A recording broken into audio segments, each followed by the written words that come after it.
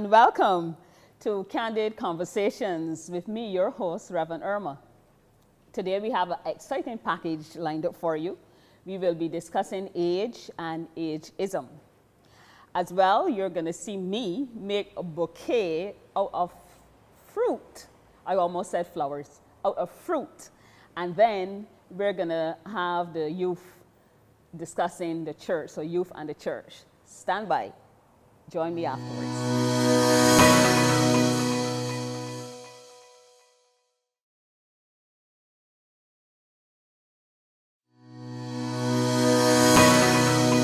Hello again, my friends. It's Reverend Erma with Candid Conversations. And our guest today, my guest today, is Ms. Marilyn Rice Boyne. She's no stranger to Barbados, I must say. But let me introduce the world to this lovely lady. She's the president of BARP, the Barbados Association of Retired Persons. Yeah. And she is obviously going to tell you a little about that in our conversation. But our topic that we shall be addressing is ageism and aging gracefully. Welcome, Marilyn. It is so good for you to join me. Thank you so much for inviting BARP to this set tonight. Thank you. Yes. Wonderful, wonderful. And right out the gate, ageism. What is that? Where did that word come from? I don't know where the word originated, but I can tell that it is a practice that has been tolerated throughout the years. And it's really, ageism is really a stereotyping and a discrimination of persons based on their age.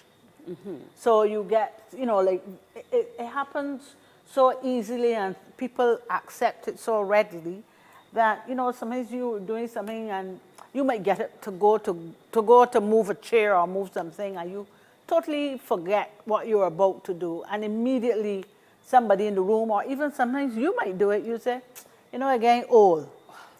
And you start to blame negative things on your age. You will say things like, I can't do that, I get tired quick, I'm too old. Maybe it's that you're not fit. The fact that you might not remember things as good as you should could be that you have too many things in the brain. You need to commit some things to your iPad or to paper or whatever, so your brain, free up the brain a bit.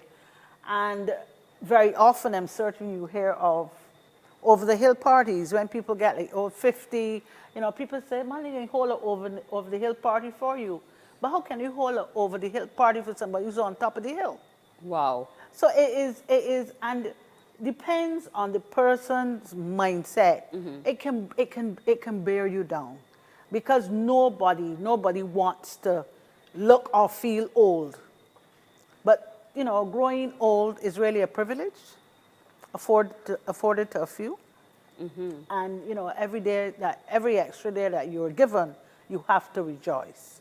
Okay, so really ageism is helping us to accept our age, or the reality that we do grow older each day. And it also is, we have to start to address ageism, because ageism is really a discriminatory practice.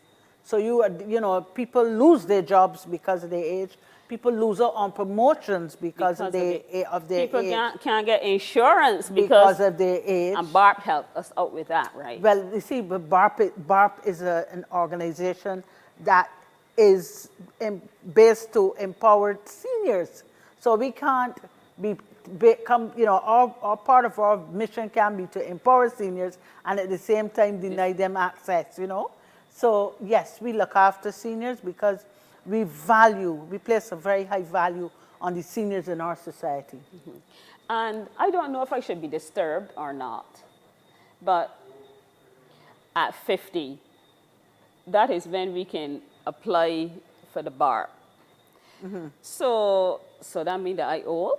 No, you're 50 years old, you have a century, and there's reason to celebrate, because some people didn't make it. It's all about celebration. So when you have reached the age of 50, as a matter of fact, there are times that people come to BARP and say, I'm 49, I'll be 50 next month, or I'll be 50 in another 3 months, I want to join. They actually knock on our doors to join BARP at 50. So it's part of the celebration. I have reached that age.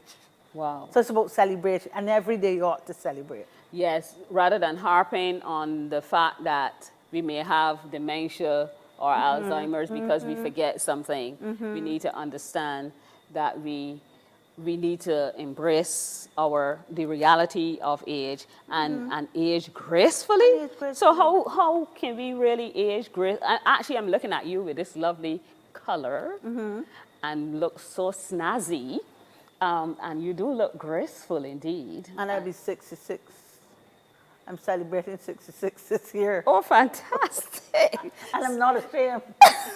I'm 66 this year. Awesome, yes. So how can more of us feel like you and look like you? And you have to take care of yourself.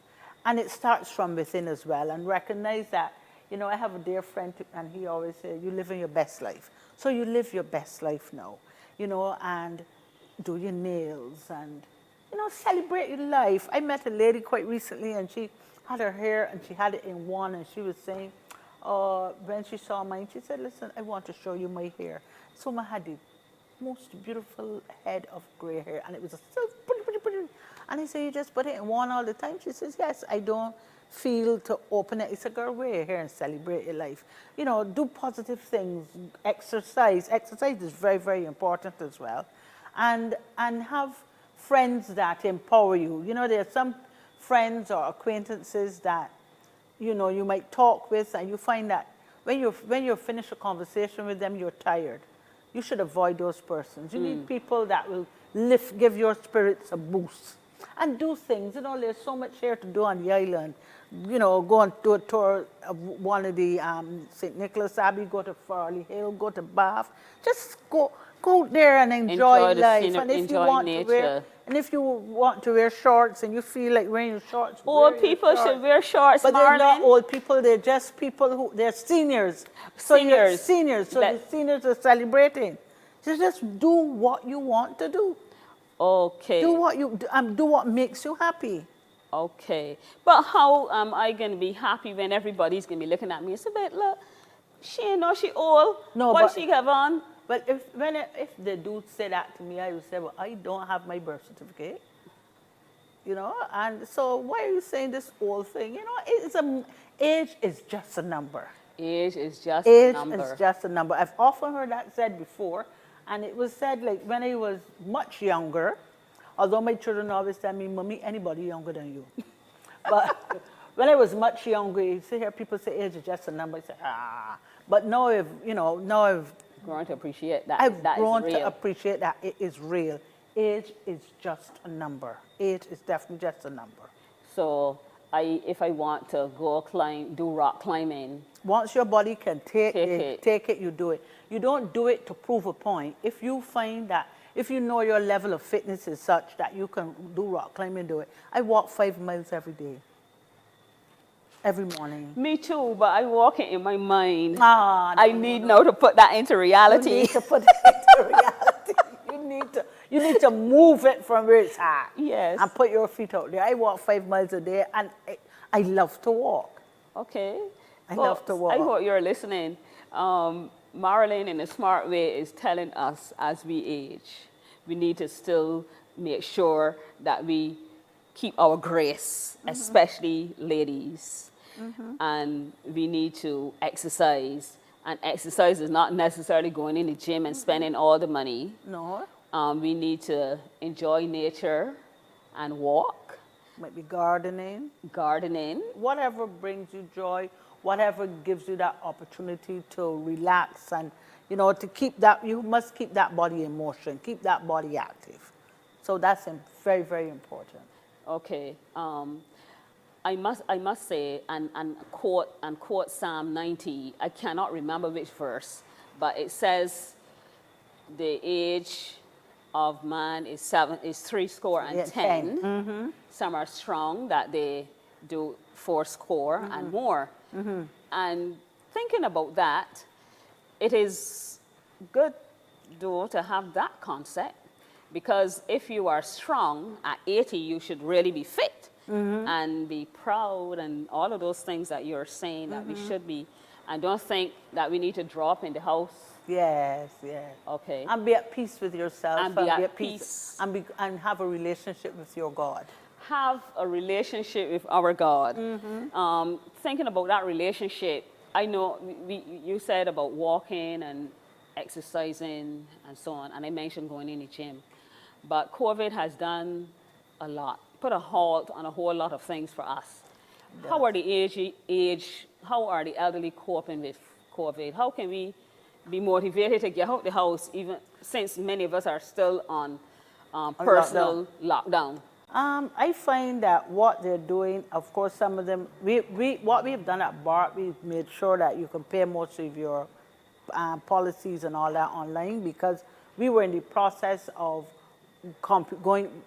taking our seniors through the paces of the computer so that they would, to develop a relationship with the computer, but then COVID stepped in. However, what they're doing, what you find most people are doing, some people have taken up gardening in a real serious way, so you're not going on the outside and mixing with people as such, but some people are growing roses and some people have herb gardens. I could put my hand in the air and testify. Oh, right. I have always said, when I retired 6 years ago, I said, not me, I will never get into gardening, plus I don't have green thumbs. COVID told me that I do have green thumbs, so I have a herb garden now. Excuse me? I never, ever, ever thought in my life that I would have grown anything. I've always bought my plants and everything big. They had to be finished growing. But COVID showed me that I can grow things. And so if you talk to lots of people, some people are growing flowers, some people have taken up crochet, some people have taken up embroidery. What you find, our seniors are filling those spaces with things that they used to do. And, we often say that COVID has reshaped the world, but it has also allowed us to go back to basics. And, like, as I said, crochet and some little needlework and, things you used to do before. So COVID really was an eye-opener. So, and I must confess that our seniors have coped a lot better than we even thought. We thought that they would have been so afraid and they would have been depressed. So we would do some wellness checks over the phones and things like that. But our seniors have coped a lot better than a lot of people thought they would have. Awesome. You do have any idea what might be responsible for that? I think, it is a way of letting go and let God. Yes, we are here, so we are here. And when you got up on mornings, and even if you look at the statistics coming through the world, see how many people are dying in Barbados, we were holding our own. Every day, that was a reason for us to celebrate. And, tell COVID, stay where you are, don't come too close to us here. So, it was just a matter of, and it comes with experience. It's like going on an airplane, something is going to happen, or you feel they're going through some turbulence. After a while, you could only say, look, Father God, I commit my soul to you. So you just release. So COVID did that to us. COVID said to us, look, I'm here. And we said, look, Father God, you take care. You are in charge. And we just, gradually, we followed all the protocols. The seniors didn't have a problem following protocol. We followed all the protocol because what's most important is that we all want to live. We all want to live. Yeah. And live with grace. And as you heard, we need to recognize and appreciate the life that we have, enjoy what God has given to us, not only talk about what he has given to us, but let go and let him. When we let go and let him, life becomes so much easier, and definitely acceptance helps us to move on the right path. So thank you, Marlene, for coming to share with us. And those of you who haven't joined Pleasure's all mine. Connect with this lovely lady who is continuing to grow gracefully every day. Bye. Bye. Thank you so much. You're welcome.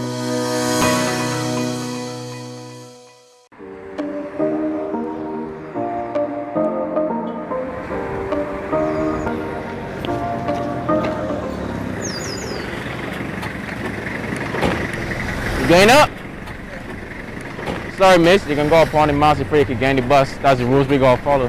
Man, I rush out the house this morning and forget the mask. Plus, I don't like them because they must make me for real choke up and I just get at the road there. I ain't going too far. I can get off just now. I can respect that, but I can't let you on the bus unless you go on the mask. The same way we take your life seriously by following the road safety rules, we also take the COVID-19 protocol seriously in order to protect ourselves and the other passengers. And all the passengers on the bus need to follow the COVID-19 protocols when taking public transport. So before you leave home, you have to make sure you have a mask. We can't afford to let our guards don't know. All right, I'm gonna get the mask, man. Thanks. All right. Going up? Uh-huh. All right. Moms, before you get on, you gotta pull the mask above your nose. For sure, I forget that. All right. Get up good, moms. Get up good. Morning. Morning. All right, rolling.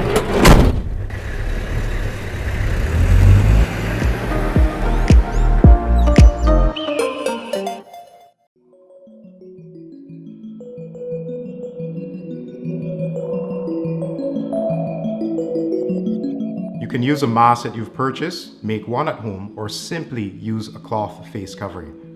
I will take this opportunity to show you how to put on a cloth mask. Prior to putting on a cloth mask, it is imperative that you wash your hands with soap and water or use an alcohol-based hand sanitizer. So if you have a face mask such as this with loops, pick it up, holding only the loops, bring it to your nose level and place it on like this, covering your nose and your mouth. One ear first, next ear, and make that one adjustment so it fits snugly and ensure that you can breathe.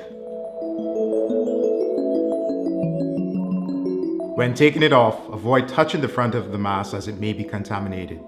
One thing you definitely shouldn't do with your mask, and you will see a lot of people do this, is pull it from the front. This is potentially a contaminated area. So when you're taking off the mask, make sure to avoid this area and simply take it off one loop, one ear at a time. Place the mask in a plastic bag. Clean your hands with soap and water or use alcohol-based hand sanitizer before you touch anything else or before you touch your face. You can wash your mask in a washing machine with warm or hot water with soap. Alternatively, you can wash in a bucket with warm, soapy water for 30 minutes. Take it out and dry it. When dry, place in a resealable bag. Remember to wash your hands immediately after washing used masks and before you touch clean ones. Wearing masks can be uncomfortable, especially if you're not used to wearing them. But if you fit it correctly, you can keep it on for several hours before having to take it off.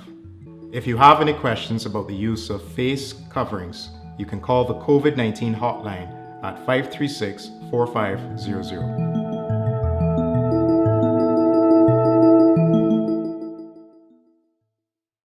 It's this time again, or it's that time again, Candid Conversations with Reverend Erma. And this evening, we are going to be interviewing my guest, Marcia Blades. She is a former economics teacher. She is now an owner of Memorable Moments, and it's Memorable Moments by Marcia B. I never imagined in my life that I would be able to eat my floral arrangement. What about you? This beautiful arrangement before me is actually fruit. And I would never have guessed, and because I probably don't spend a lot of time in the kitchen. But now I'm here, this is so fantastic. And yes, it is purely edible. Marcia, what birthed the idea of this creation? Is this what you do at Memorable Moments? First of all, I want to say thanks for having me. This is just a part. I do decor for weddings. I also do wreaths for funerals. I also do preserves, and I also bake.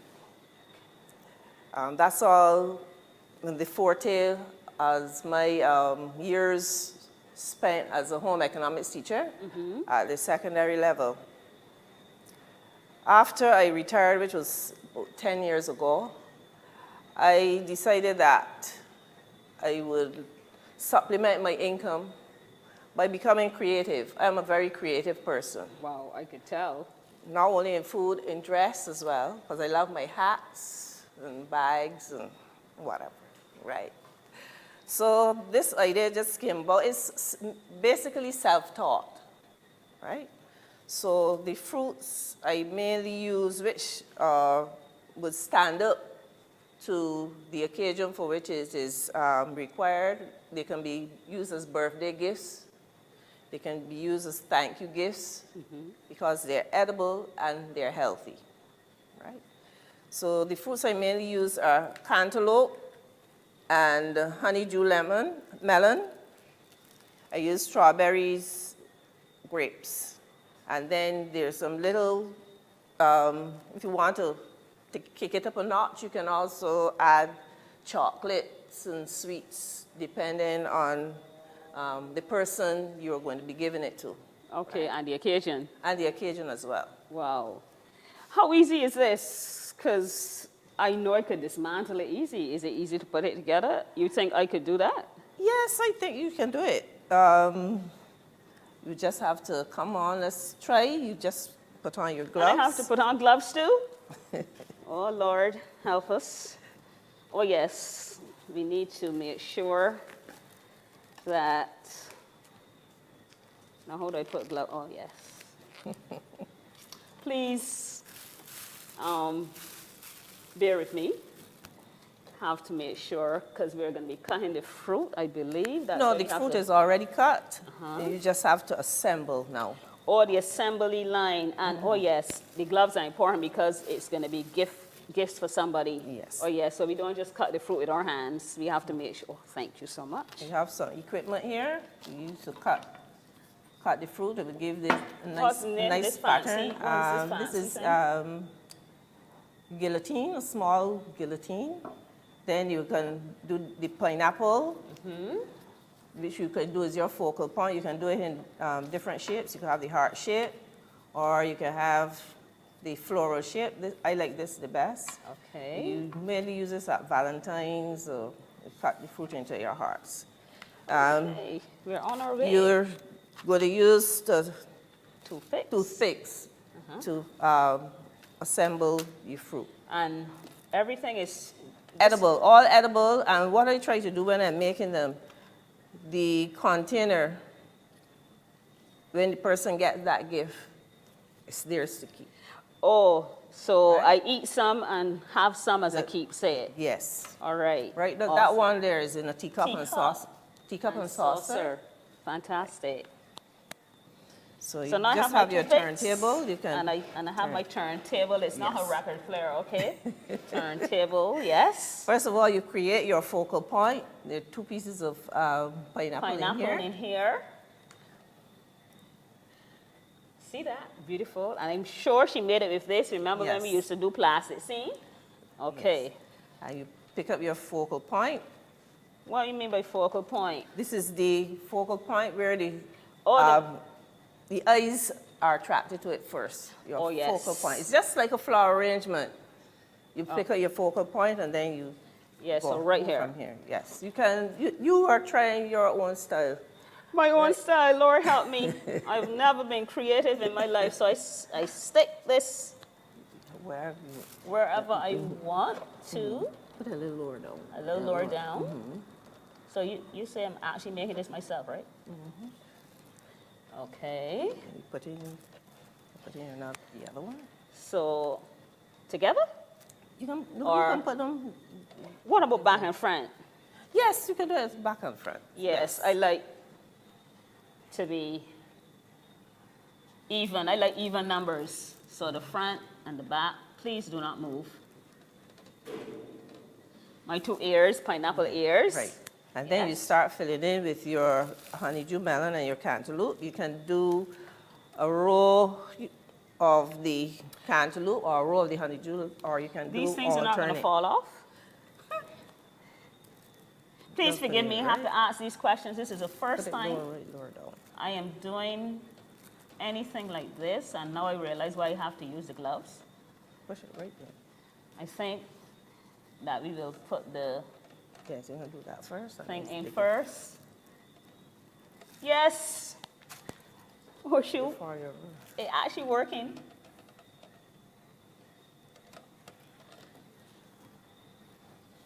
See if I can get the hang of the thing. Oh boy. I don't know what this is gonna look like.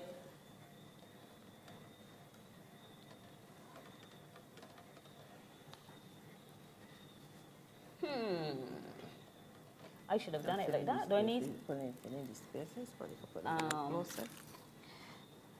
so I can be two-tone? Yeah. People.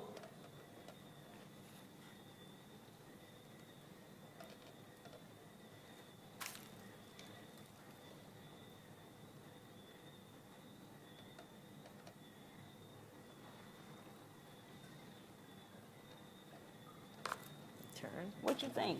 Oh yeah. Oh, the turntable, it actually works. I was gonna move it with my hand.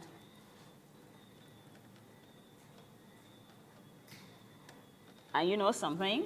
For those persons who don't normally like to eat cantaloupe, this design will help you be inspired, will inspire you more, I guess, when it looks so heavenly.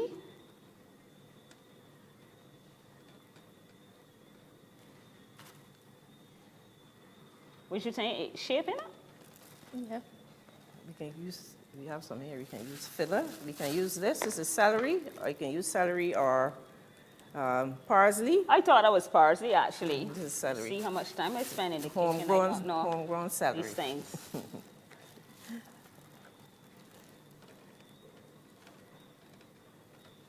People, I hope you're watching me. And then you build your layers and you come up. You ever did this with apple, English apple, or that? No, apple would, you'll have to treat the apple with lime juice to prevent it from browning. Oh, So certain fruits you cannot use, like banana, those would turn brown. Melon, the other watermelon, you can't, they don't use that because it gives off so much liquid. Too mushy. Right. Okay. So basically use the firmer fruits. You can also use kiwi fruit in this. You can use orange as well. Okay. Just fig the orange. I do not know what's happening here, You can fill it. but I'm having fun. That's the most important thing.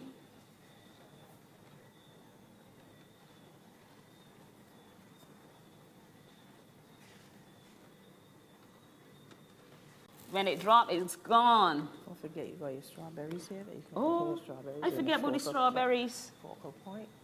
You can move this and put a strawberry here, strawberry there. Right here? Yeah. Yes. Thank you for guiding me, darling. You can put one over here and then one in the middle. And you fill in.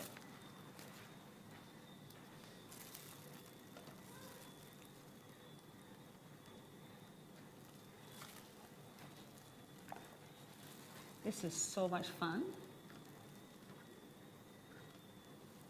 I am having so much fun doing this. Now, what am I going to stick right in the middle? There's another one there. Huh? There's another strawberry here. The Father, the Son, and the Holy Spirit. You see the three? God is in everything. You can fill in with celery spaces or some more fruit. No? Some more fruit. So I'm going to put...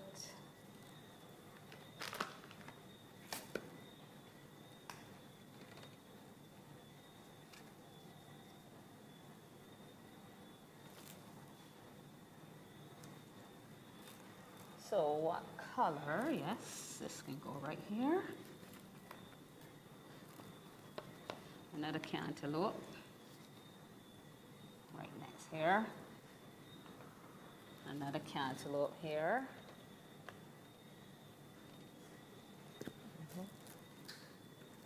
Then you turn it. My turn. I keep forgetting the Fit in oh here. yes. my turntable. Maybe I should have some music coming out on my turntable.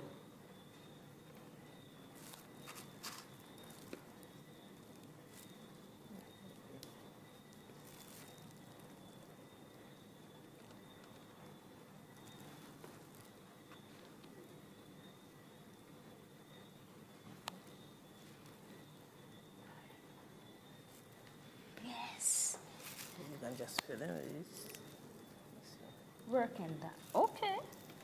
spaces. And what is this? You said celery? Celery.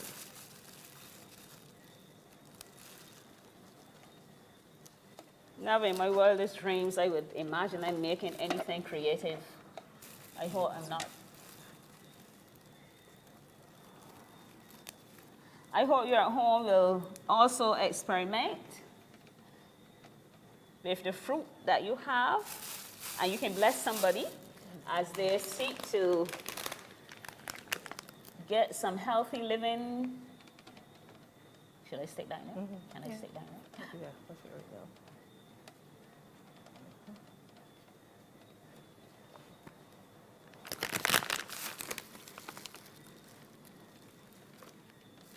Marcia, I think that I really need to thank you for giving me a new way that I can make somebody happy. Then you put in for your accent, for your Oh, okay.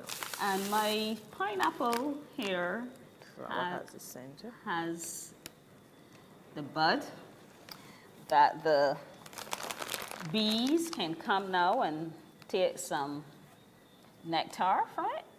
Yes. So I have a sunflower flower. My creation, it's finished. Thank you so much, Marcia. You're most welcome. There's so many things that we can do with all the fruit that God has Given us. Marcia, thank you so much. Marcia, memorable moments.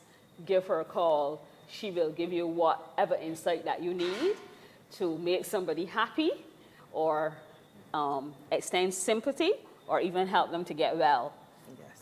All of that can happen when you give her a call. Thank you so much. You're welcome.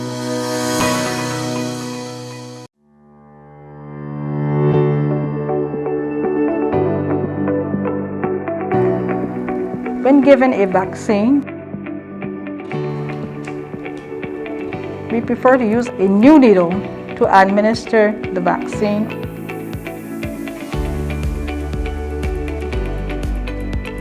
Before we get the medication into the syringe, we have to dry up. The needle, separate from the one which we are going to use to give the vaccine to the client, is attached to a syringe.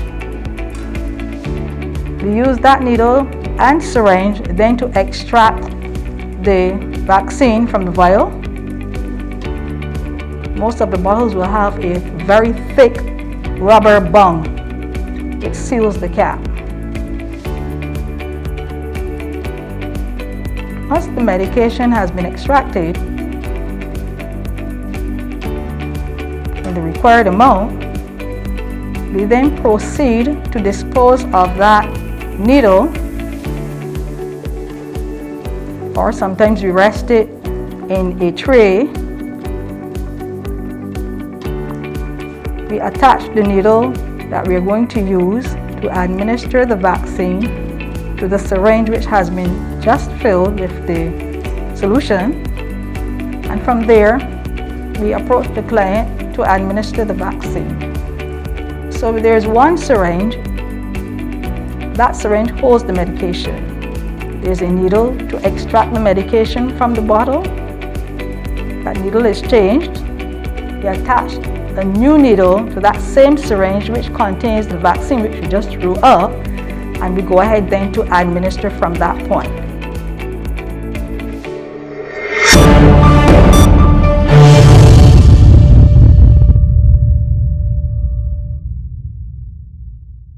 If you suspect you have dengue fever or have been diagnosed with this mosquito-borne illness, there are some medications you must avoid taking. Dr. Leslie Rollock of the Ministry of Health and Wellness explains.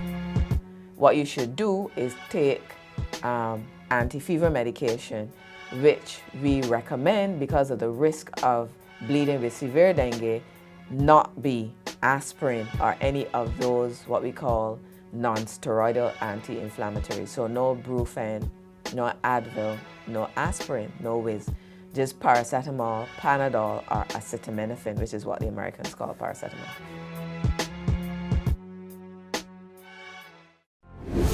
Community spread of the coronavirus or COVID-19 places all vulnerable citizens, yes, that's you or seniors, at greatest risk. You cared for us, and now we must do our part to protect you. The government of Barbados has secured doses of a vaccine that will assist us in our efforts to stop the spread of this deadly virus. I urge you, if you're over the age of 70, to register to receive the vaccine. You can WhatsApp or email the Ministry of Health and Wellness with your name, age, national identification number, address, and a telephone number at which you can be reached. You should also state any chronic diseases you may have. The following is very important, so please note. WhatsApp numbers have been established to take your message only. Digicel 850-7071 and 851-7071. Flow 233-VAC, that's 233-8222 and 234-8222, 234-VAC. You can also email vaccineover70@barbados.gov.bb. You deserve to enjoy your golden years in good health and comfort. Let us protect you and care for you the way you did for us. Call now and get vaccinated against COVID-19. Life is precious. We value yours. Let's enjoy your future together, healthy and COVID-free. It's me again, your lovely host, Reverend Erma, with Candid Conversations. And this time around, because I always want to be young, we have some young people, and we're going to be talking about youth and the church. Or young people very close to my heart right here. That's not by design, but anyway. Nicholas Small Warner, and he is a seminarian at Codrington College, and you will probably find out what a seminarian is in this conversation. And on my far left, Dequan, and I have to read to make sure I have it right, Dequan Allen. Look at his lovely face. I know he's no stranger. I'm not going to say anything else. He's a member of St. Barnabas Church. And yours truly. I say yours truly because she's female. And her name is Cassandra Walker. No, I won't say that. I was actually going to say knew her mom. Forget that I said that. Yes, so I'm actually your mother, okay? She's also a member of Christ Church Parish Church. And we are going to be discussing youth and the church. And I did mention to you just a few moments ago that I am with these young people because I hope to remain young. But even as I hope to remain young, I want to find out and be connected to the language that they speak and their inspiration and why they are still in church and why do they love church. And that is the assumption that I love, that they love church because they're actually here. This is not a church time, but they've come to be with me. So that's my first question. Do you enjoy church? Anybody? Yes. Yes, I do immensely. Although I was conditioned to love church. Conditioned. I grew up in church. Uh-huh. And my love for it just grew as I got older. Your environment is nurtured. Yes. You have been conditioned. I know you love it all by yourself. Yes. Awesome. Yes. I would say the same thing as well. For me, I do love church, and excuse me, as Cassandra said, it was basically the same for myself. We were all, well, my sister and I were conditioned, and I say that because we were brought up to go to church, just like our parents did and our grandparents did. But why I also say that I love church was that I think at a point, we as young people would have to find for ourselves our own personal reason why we love church. And for me, church is not just a building, it is the people. So I guess because I have been around those persons for a long period of time, and you come to have relationships with such persons, as persons in church, you get to love church. And not just the persons, but what we do when we go to a church building. And I say that because in the church building, you go to worship. So you don't just love church, but you get an appreciation for the worship. Well said. Daquan. Yes, of course, for me, I do enjoy church. Although when I was younger, going to church was somewhat of a drag, you know, as a young boy. I feel you, yes. As a young boy. Yes, a young boy, yes. Mornings, you just want to get up, you want to go, say you want to play with your friends. But my mom always instilled in me from young that, you know, going to church is very important. And as I got older, I started to realize the importance of going to church. Going to church is not just, you know, as the other said, you go in the church building, you feel at home when you go to church. You build a family and you have lots of friends at church. So I really enjoy going to church and worshiping. Also, church is about family and friends and all of that connectivity and the worshiping together. Okay. Of course. Oh, sounds really good. I like this language. As I like the language, I know you said it's like family and friends, but what keeps you coming back? You go every week? Yes, I do. You go every week? Yes. So, okay. No, I go every week. And you know why I go every week? But that's not totally true, but yes. So you go every week? You go every week too? Yes, I go every week, unless there's something pressing that I cannot get there. But I mean, most times, yes, I go every week. So why is that? Why do we go every week? Well, for one, it was more so of a decision made about 5 years ago. Usually during the Lenten season, the tradition is to take out something. My mother had decided it's time for us to add in something. So we are going to go to church every Sunday for this Lenten season. And after the Lenten season was over, we just continued. And the year after that, I ended up on a plane representing the Anglican Church in Grenada. Oh, wow. And then the year after that, I became a server at the church itself. So we just keep going because clearly it keeps on getting better. It keeps on getting better. Wow. Well, for me, I think growing up, I didn't really have, I spent a very short time in Sunday school. And that is because from probably around the age of 8 or 9, I started getting into activities in church. So for me, going every week was a result of being, or actually I would say playing a role in the service on Sundays. So for instance, the first thing would have been the choir. And after the choir, maybe like 2 years later when I was 11, So I you joined the used to sing in the service. choir? Yes, I used to. So you can actually sing? I can. Okay, yes. Yes. So it became kind of habitual. And I use that word because after a while and you're doing something for a long period of time, you can lose the sense of why you're doing it. And it was just practice having to go every Sunday because you're playing a role, just to play the role, to partake and to do the job that you were supposed to do. But again, as I said previously, there comes a point in time where you have to recognize that there has to be a reason why you yourself are going. And for me, in terms of when I'm speaking to other young persons, I try to get them to understand that, yes, we go when we're growing up because we have to. Well, some of us. We're led to go. But there's a point where you're going to have some questions and you have to ask yourself, why am I doing this? Why am I coming here every week?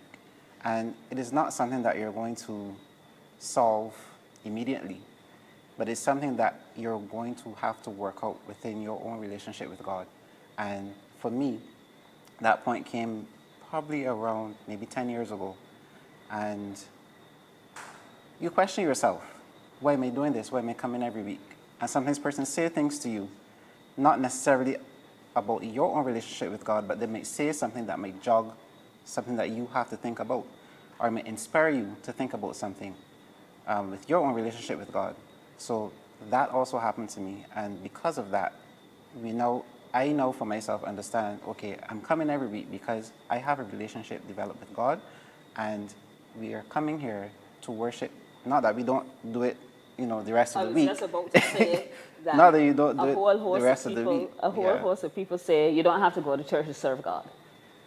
Well, yes and no. But for me, my understanding is that church revolves around the community.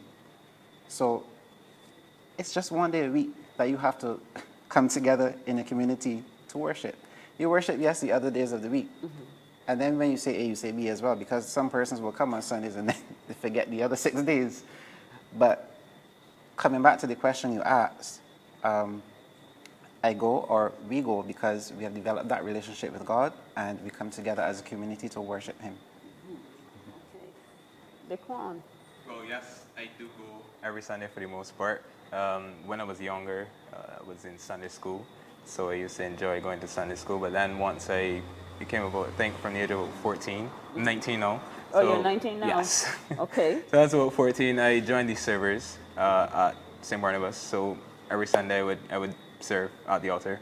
And I think that I go every Sunday, I go to church because as a young person, you tend to get caught up in the hustle and bustle of, the week. You go to school, you play sports, you do all kinds of things throughout the week. And sometimes you really miss out on the blessings that God is really bestowing upon you. So I think that Sundays for me, or going to church, is rather my time, giving back my time and showing my appreciation to get closer to God. Awesome, awesome. This is really interesting. Altar server, chorister. Altar server and altar server. I also used to be an altar server. I know we had a whole lot of things in common. What is an altar server? Quickly, what is an altar server? Let me go with Daquan. What is an altar server? What does that person do? Well, my understanding of an altar server is someone who pretty much assists with the priests and the other curates in administering service, pretty much. Okay. Yes, but assisting in the liturgy. So there are persons who you would normally see in the sanctuary with the priest, whoever that may be, or the celebrant, I should say, the person who conducts the Eucharist at the altar. And those persons are there to help the priests conduct worship particularly the Eucharist. So you would normally see them in the sanctuary with the priests. Okay, they set the stage for the worship. They have the crucifer, the acolytes, if there's incense, and all of that sets the stage, reminding us what our faith is all about, what it's grounded on. So when you see the cross, Jesus on the cross, the lights, the torches represent the light of the world. Yes, so we set the stage for what is gonna, what the rest of the congregation is gonna be involved in this worship.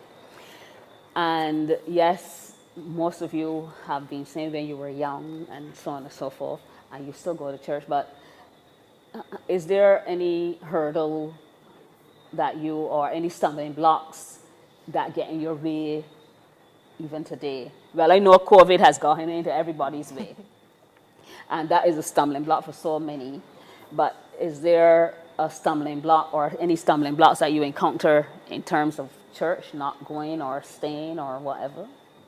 How are your counterparts, your colleagues, are there many in church? I'm going to speak on a Are you at church a whole bunch of old people? No, well, I'm going to speak on a broad scale. Broad scale. And from experience speaking with persons who are in church, well, younger persons who are in church and those who are not in church, there are a few reasons why younger persons would not come to church. And they're not just persons who are outside, but persons who have been to church, who have probably decided, they're not going to continue, yes. And one of the major reasons, I think, is that life happens for some persons. And I know that sounds a bit trivial, but it is for some persons that life happens. Persons, after probably going to university, they get a job, they start a family, and many younger persons, and I know this is going to sound fairly negative, but many of them tend to get busy, so to speak, because they have all of these other activities that they're engaged in. And yes, that's what most people would say, oh, I'm busy, so I'm not, I can't. So I can't basically, come. go to church in our spare time. Yes, that's what some people do. But then, there are other reasons as well. For some persons, again, from experience and speaking to persons, what they thought about what they experienced going to church is that they do not feel the sense of what is supposed to be happening in church. So we preach that we're supposed to be a loving community and we're supposed to embrace all. But then when persons have issues, there seems to be a break somewhere between what we preach and what happens. And for a lot of persons, it gets to a point where they cannot amalgamate the two. And, they decide, well, I'm not seeing what is supposed to be happening, so it doesn't make sense coming, But at the same time, you still have to remember that persons in church are not perfect. I try to tell persons that, but, as we said before, it is a community. Anything can happen in a community, but it is still important for us to go, and we still have to be able to connect with those persons even though they might leave. So those are two reasons why persons would not, or why ourselves as young people may not come to church. Okay. You guys agree with him? No. What's your take?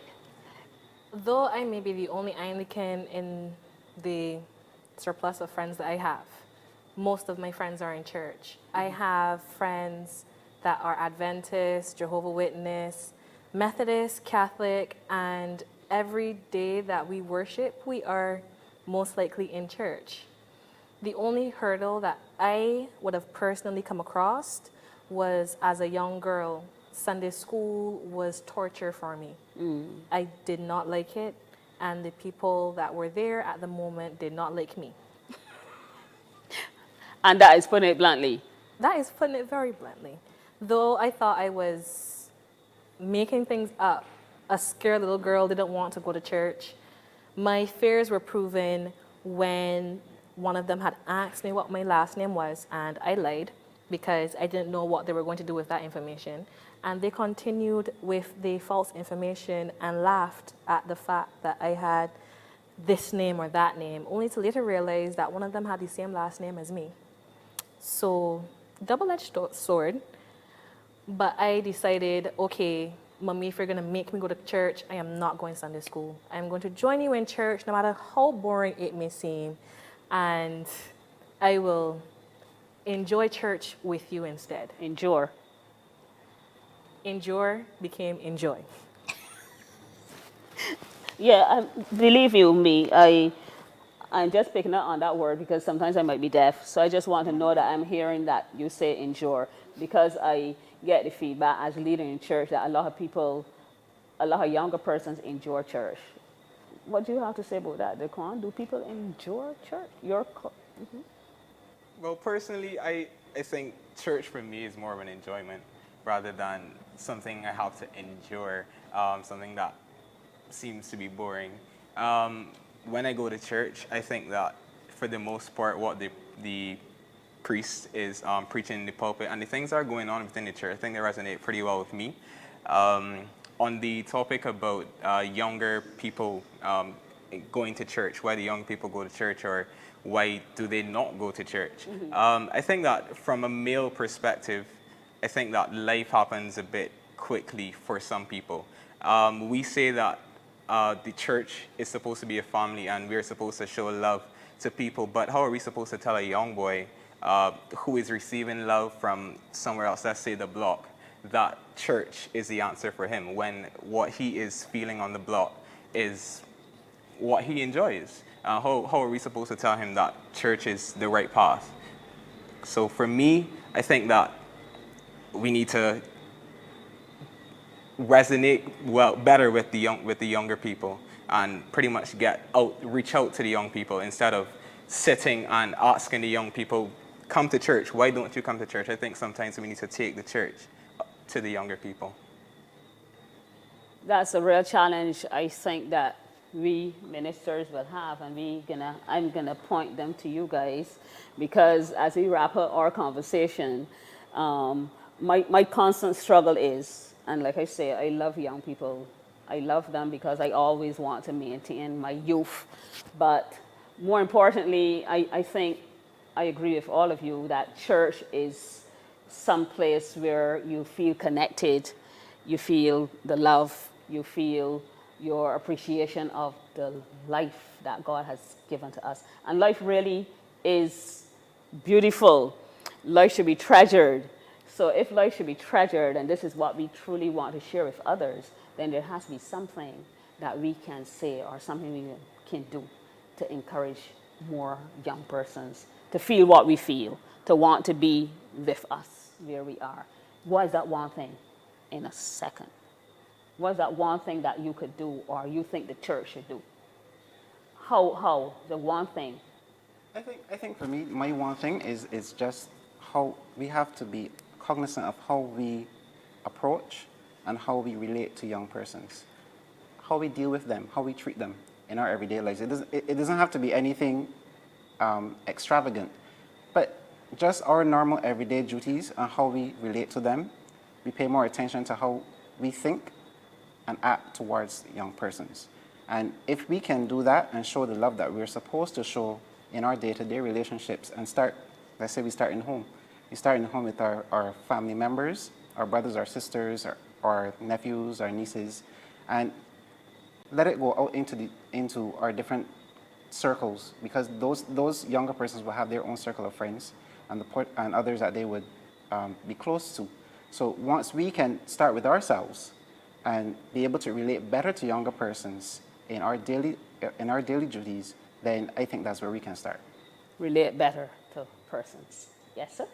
I think that church and religion needs to become more of a conversation, and not just does God exist or the basic things that people may tend to argue about. I think that the same way how a young person may go home and say, oh, this is the latest video game that's out with your friends or whatever, I think that as young people, we need to have more of a conversation of the things that go on in church. And I think that if you may have a close buddy and you go and you said, well, hey, I learned about this in church today. Why don't you come and, let us discuss it. Let us see where the pastor is going with it next week. Let us go ask questions. I think that's how we will really get young people into the church. And you can want the people to ask the questions in church while church is going on? No, nothing is wrong. I think that most pastors are friendly, so nothing is wrong with just asking a question after. Okay. Thank you. Yes. To me, I think positive peer pressure would be a great way to get people into the church. There are a lot of young people in the church already. Mm-hmm. If we were to use them to get to their friends or to get to other people in their communities to come into church, it would not only pique others' interests, but the mere fact that this certain person that is their age, that goes to school with them, that lives in their certain area, that they relate more to than, say, a mother or grandmother walking on the street, than an old man walking on the street, or someone that you're catching the van with. This person is your age. This person knows your struggle, is asking you, hey, would you like to do this at my church with me? Or, hey, how about you join me at church this Sunday? Because to me, the only way we as a church will get more young people in is if we utilize the young people that are already there. Because it's one thing to get them in, it's a whole other thing to get them to stay. And if you were to use the resources that are already there, we would get somewhere. Okay, so there you have it. The voices of the young people telling us or sharing with us some ways that we can actually get person their age in church, and not only in church, but stay in church. Meet them where they are, have real conversations, ask questions. I just want to end on that. You see me going through my phone, and this is what the young people do, I assume. So I was going through the phone, and just to wrap up, and this is a joke. Why I want a tattoo? Okay, so this is a young person saying. Because I think they are a form of artistic expression, and they look cool. But of course, the Bajan mother says, to make me shame in front of the whole family, the church, Sherry Ann up the gap, because I know she, and then, because I know she pressure, hi, and I can raise it a little more. What do you think about that? Do not answer. But what you were talking about, we need to meet people where they are, and the young people in particular, we just need to understand them and have real conversations. Thank you so much. I feel so much younger. Thanks so much for joining us on this week's episode of Candid Conversations. I am sure that you had a wonderful experience, and you look forward to next week. Over and out.